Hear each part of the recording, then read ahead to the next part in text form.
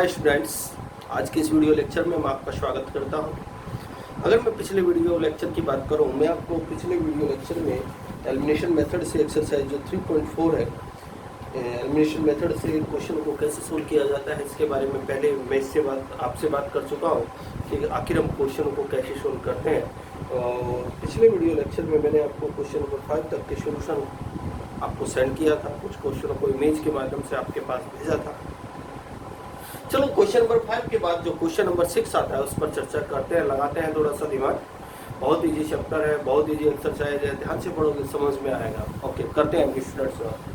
Question number 6 में कहा गया x की वैल्यू फाइंड कीजिए, y की वैल्यू फाइंड कीजिए, जबकि आपको एक फिगर आपके क्वेश्चन में बना के दी गई है और इस फिगर के बारे में बताया गया है। जो फिगर है ना, ये एक रेक्टेंगल है और हमसे x और y की वैल्यू पूछी गई है। तो हमसे x और y की वैल्यू पूछी गई है और ये फिगर आपकी रेक्टेंगल है। तो सबसे पहले इसी बात को लेकर के हम इक्वेशन बनाएंगे कि जो सामने हमें फिगर दी गई है एक रेक्टेंगल, रेक्टेंगल में आखिर होता क्या है, अपोजिट साइड एक दूसरे के इक्वल होती है। तो इसी बात का फायदा उठाते हुए हम दो इक्वेशन बना लेंगे। अगर मैं इसकी लेंथ की बात करूं, ए बी लेंथ है और बी सी भी लेंथ है, अपोजिट साइड है, तो दोनों एक दूसरे के इक्वल हो जाएगी। तो मैं लिख सकता हूं x + 3y = 13, इक्वेशन नंबर 1। अगर मैं AD को देखूं फिर BC को देखूं, AD भी इसकी ब्रेथ है और BC भी इसकी ब्रेथ है, तो दोनों को एक दूसरे के इक्वल रखा जा सकता है क्योंकि ये ब्रेथ है और ये भी ब्रेथ है। तो क्या मिल जाएगा 3x + y निकल के आ जाएगा 7, इक्वेशन नंबर 2। बस अब आप दोनों इक्वेशन को सोल्व कर दीजिए, x y की वैल्यू निकल के आ जाएगी। बस आपको इस क्वेश्चन में थोड़ा सा ये माइंड लगाना था कि जो सामने फिगर दी गई है, बुक वाले ने बोल दिया कि रेक्टेंगल है, रेक्टेंगल में अपोजिट साइड एक दूसरे के इक्वल होती है। तो this equal this and similarly this equal to this equal to this, equation number 1, and this equal to this, equation number 2। Solve करेंगे एलिमिनेशन में। हम लोग क्या करेंगे, 3 की मल्टीप्लाई इक्वेशन नंबर 2 में करते हैं। Multiply by 3 in equation number 2। Equation number 2 में मल्टीप्लाई कर दीजिए 3 से, क्योंकि ऐसा करने से हम y के बोथ साइड को इक्वल कर देंगे। इक्वेशन नंबर 1 तो एज इट इज लिख दीजिए, x + 3y = 13। जरा ध्यान से देखिएगा, जो 1 है इसकी मल्टीप्लाई इक्वेशन नंबर 1 करेंगे, कोई प्रभाव नहीं पड़ेगा, इक्वेशन ऐसी ही रह जाएगी। अब 3 की मल्टीप्लाई इक्वेशन नंबर 2 में हम लोग करेंगे, 3 3 आ जाएगा 9x प्लस 3 1 3y आ जाएगा, इक्वल आ जाएगा 21। सब्ट्रैक्ट करना है क्योंकि दोनों साइन एक जैसे हैं। जब ये दोनों साइन एक जैसे होते हैं तो हम लोग सब्ट्रैक्ट करते हैं। तो minus minus minus cancel out, plus x minus x minus 8x minus 21 plus 13, तो कुल मिलाकर के क्या आ जाएगा जी स्टूडेंट्स, क्या जाएगा माइनस का 8, माइनस से माइनस कैंसिल आउट हो जाएगा, x = 8/8, x = 1, x की वैल्यू आ चुकी है। अब आप लिखेंगे this value put in equation number 1। इसी वैल्यू को इक्वेशन नंबर 1 में पुट कर दीजिए। तो इक्वेशन नंबर 1 क्या कहती है, x + 3y = 13।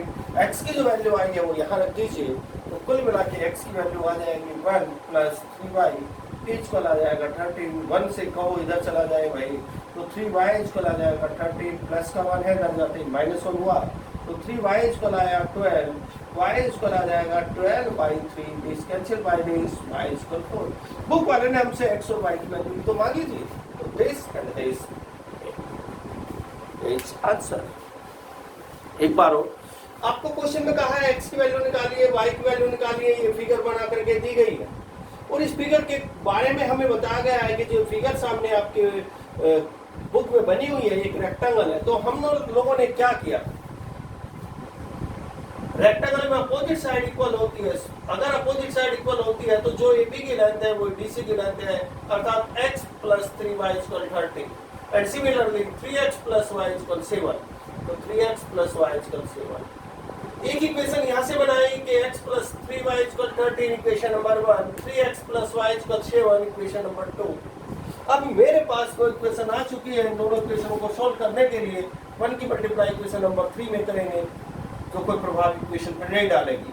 अब 3 की मल्टीप्लाई इक्वेशन नंबर 2 में करेंगे, तो 1 की मल्टीप्लाई जो इक्वेशन नंबर 1 में करेंगे, इक्वेशन एज इट इज रहेगी। लेकिन जैसे हम 3 की मल्टीप्लाई दूसरी इक्वेशन में करेंगे, 3 3 जा 9x, 3 1 जा 3y, 3 7 जा 21 आ जाएगा। सब्ट्रैक्ट कीजिए क्योंकि दोनों साइन सेम सेम थे।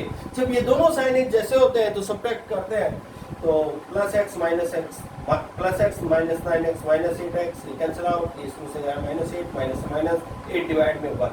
अब this value put in equation number 1, इस वैल्यू को इक्वेशन नंबर 1 में डालिए। x + 3y = 13, x की वैल्यू क्या है 1, तो 3y = 13, 1 को पीछे लेके 3y = 13 माइनस 1 इधर पॉजिटिव था नेगेटिव हुआ, 3y = 12, y = 12/3 अर्थात 4। x और y निकालना था जो मेरा निकल चुका है। चलो अगले क्वेश्चन के बारे में बढ़ते हैं।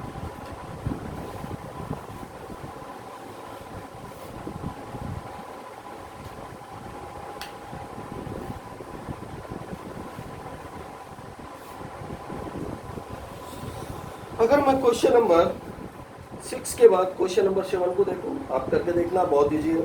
चलो क्वेश्चन नंबर 8 के बारे में बताते हैं, जो कि क्वेश्चन नंबर 8 है, आपका एज से रिलेटेड क्वेश्चन है। क्वेश्चन नंबर 8 में आपको क्या कहा गया है ये बात करो।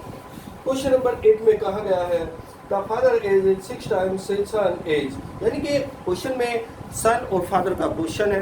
क्वेश्चन में ये कहा गया है फादर की जो एज है वो सन की एज का 6 टाइम है। सन की एज का कितने टाइम्स है? 6 टाइम है। तो आप मान के चले लेट द एज ऑफ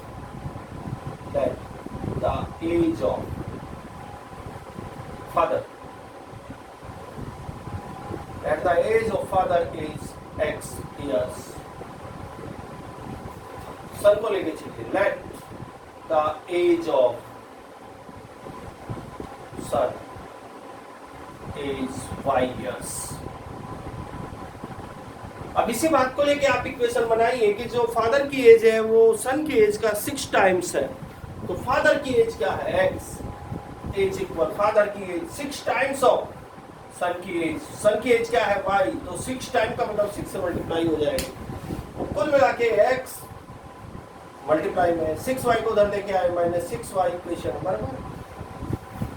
तो कुल मिला के आपके पास क्या इक्वेशन निकल के आई? x - 6y = 0। आगे क्वेश्चन को पढ़ते हैं। आगे क्वेश्चन में कहा है 4 years hence, यानी कि अब से 4 वर्ष बाद, है ना, hence होता है बाद में, the age of father will be 4 times of the son age, यानी कि अब से अगर 4 वर्ष बाद की बात की जाए, अब से 4 वर्ष बाद, ये जो एज है ना, ये फादर की एज, सन की एज, ये प्रेजेंट एज है। तो दोनों में जो एज की बात हो रही है 4 ईयर बाद हो रही है। तो ईयर का मतलब बाद का मतलब हैंस का मतलब बाद में, बाद का मतलब अगर मेरी एज आज 16 ईयर है, सपोज करो मेरी एज आज 16 ईयर है, सपोज करो मेरी एज आज 30 ईयर है। अगर मैं कहूँ मेरी 4 ईयर बाद कितनी एज हो जाएगी? अगर आज मेरी एज 30 ईयर की है तो आज से मेरी 4 ईयर बाद जो एज हो जाएगी वो 34 हो जाएगी। तो जब भी हम एज को हैंस यानी कि बाद की एज की निकालते हैं तो आयु में मतलब एज में उतना ही प्लस हो जाता है। तो 4 ईयर की बात हो रही है तो फादर की एज 4 ईयर बाद हो जाएगी x + 4, सन की हो जाएगी y + 4। आगे क्वेश्चन में कहा गया 4 years hence the age of father will be 4 times, यानी कि जो सन की एज है वो फादर की एज सन की एज की 4 टाइम्स यानी कि 4 से मल्टीप्लाई। कुल मिला के कहानी क्या निकल के आई? x + 4 = 4 times of y + 4। अब दोनों की परसेंटेज निकाल करते हैं। x + 4 = 4y + 16। x + 4 काम कीजिए, पहले x को लिखा, 4y को उधर लेके आइए -4y = 16, ये लिखा। 4 को उधर लेके जाइए -4 हो जाएगा। भाई पहले इसको लिया, इसको इधर बुलाया नेगेटिव हुआ, ये लिया पॉजिटिव, इसको इधर बुलाया नेगेटिव हुआ, तो x - 4y = 12 इक्वेशन नंबर 2। अब हम दोनों इक्वेशनों को सोल्व करेंगे। यहाँ सोल्व कर रहा हूँ, ऐसे लिखेंगे फ्रॉम 1 and 2, फ्रॉम 1 and 2, 1 और 2 को सोल्व करते हैं। x - 6y = equal zero. दूसरे वाले इक्वेशन है x minus 4y equal 12, subtract कर दीजिए, ये माइनस हो जाएगा, ये आपका एक तरह से प्लस हो जाएगा, ये माइनस हो जाएगा, cancel out. Minus 6y plus 4y क्या मिलेगा? Minus 2y। इधर क्या मिला? माइनस 12। माइनस से minus cancel out. y equal क्या आया? 12/2। इससे इसको डिवाइड किया 6, y 6 ईयर्स, अर्थात y कौन था? y तो सन था, अर्थात जो सन है वो 6 ईयर्स का है। अब एज निकालनी है फादर की, तो this value put in the equation number 1। This value put in 1 क्या है? x माइनस 6y इक्वल 0 है। y की वैल्यू कितनी है? 6, तो x माइनस 6, y की वैल्यू क्या थी? 6, तो 6 इक्वल 0, तो x माइनस 36 इक्वल 0, तो x इक्वल 36, अर्थात 36 ईयर। अब कहानी क्या हो रही है? कहानी में क्या चीज है? देखो, क्वेश्चन में कहा गया था कि क्वेश्चन में एक फादर है और एक सन है। सबसे पहले कंडीशन में कहा गया जो फादर है सन की एज का 6 टाइम। एक बार पूरी कहानी को समझते हैं। Let the age of father is x year, let the age of son is y year. Question में हमने फादर की एज को x ईयर माना और सन की एज को y ईयर माना। इसके बाद मैंने क्या किया? क्वेश्चन में कहा गया कि जो फादर की एज है, फादर की एज x, सन की एज क्या है? y 6 टाइम्स है, तो मैंने 6 से मल्टीप्लाई किया। इसके बाद 6y को उधर लेके आया, माइनस 6y इसको 0, इक्वेशन नंबर 1। फिर आगे कहा गया है कि अगर हम आज से 4 ईयर बाद की बात करें, ये प्रेजेंट की बात हो रही है, अगर हम आज से 4 ईयर बाद, 4 ईयर हैंस यानी आफ्टर 4 ईयर का मतलब x में प्लस 4 ऐड हो जाएगा, y में 4 ऐड हो जाएगा। जब x में 4 ऐड करोगे तो x प्लस 4 हो जाएगा, y में 4 ऐड करोगे तो y प्लस 4 हो जाएगा। यानी कि after 4 year 4 times of age son, यानी कि वो 4 टाइम्स हो जाएगा अपने पुत्र की आयु, अपने सन की एज का। तो ये फादर की एज, सन की एज और 4 टाइम्स 4 से मल्टीप्लाई करें। अब कैलकुलेशन की x प्लस 4, इसकी इधर 4y, इधर 16x, 4y को इधर लेके आया माइनस 16, इसको इधर लेके आया माइनस x माइनस 4y, इसको इक्वेशन नंबर 2। बस फिर इक्वेशन नंबर 1 और 2 का एलिमिनेशन मेथड से सोल्व किया और x की वैल्यू फाइंड करो। चलो आगे क्वेश्चन को सोल्व करते हैं।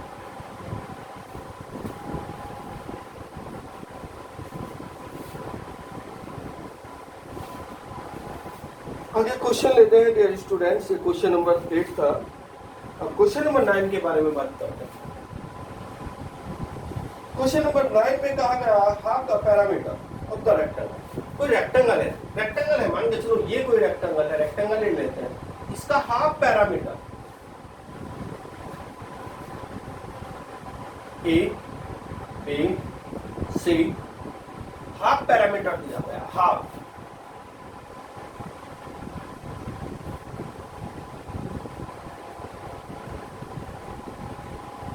पैरामीटर कितना दिया गया? हाफ पैरामीटर क्वेश्चन में डियर स्टूडेंट्स दिया गया है, लास्ट में जाके इसने बताया है कि 36 है, हाफ पैरामीटर 36। फिर आपको एक बात और कही गई, the parameter of the rectangle is garden whose length is 4 meters more than the width। यानी कि ये कहा गया कि जो इसके एक तरह से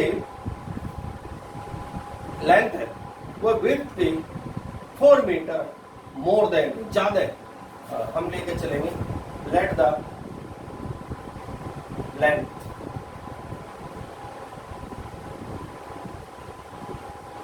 इज x मीटर, 36 मीटर्स है। फिर लेट द, इसके बारे में बात की गई है, इसके बारे में बात की गई है स्टूडेंट्स।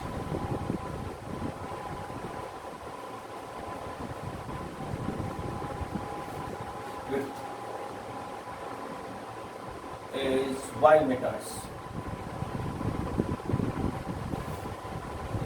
अब दोनों में जो रिलेशन दिया गया है, लेंथ जो है विड्थ से 5 मीटर है, 4 मीटर मोर देन है, तो किस में, ब्रेथ, तो y प्लस 4 हो जाएगा। इसको इधर बुलाया x minus y equal 4, equation number 1। इसके बाद आप एक इक्वेशन यहां से बना लीजिए। क्वेश्चन में कहा गया जो उसका हाफ पैरामीटर है वो 36। हाफ पैरामीटर का मतलब ये लेंथ था, ये ब्रेथ था, ये x, ये y।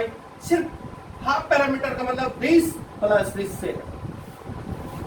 अगर मैं पूरे पैरामीटर की बात करूं, पूरा पैरामीटर होता है base plus base plus base plus base. Half parameter होता है बेस प्लस बेस, अर्थात x प्लस y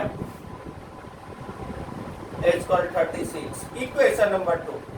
बस अब आप दोनों इक्वेशन को सोल्व कर दीजिए। करते हैं सोल्व, ऐड कर दीजिए, कैंसिल आउट। x और x 2x इक्वल कितना आया 40, x इक्वल कितना 40/2। इसको डिवाइड किया 20, x क्या निकल के आया 20, अर्थात लेंथ जो है 20 मीटर्स की। This value put in 1, this value put in 1। ये जो x की वैल्यू आई है ये इक्वेशन नंबर 1 में रख दीजिए। इक्वेशन नंबर 1 क्या कहता है, x माइनस वाई इक्वल 4।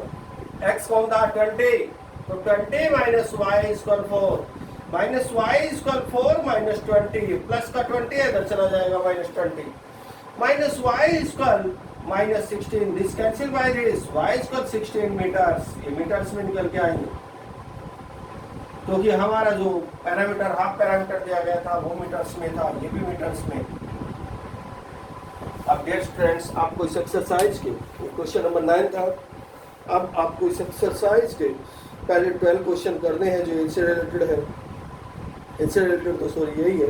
अब आपको पहले 12 क्वेश्चन इस एक्सरसाइज के करने हैं। अगर कोई डाउट आता है उसके बाद मैं आपके डाउट को सोल्व करूँगा। ओके बेटा, अपने कोई डाउट आता है मुझे सेंड कर देना। बाय।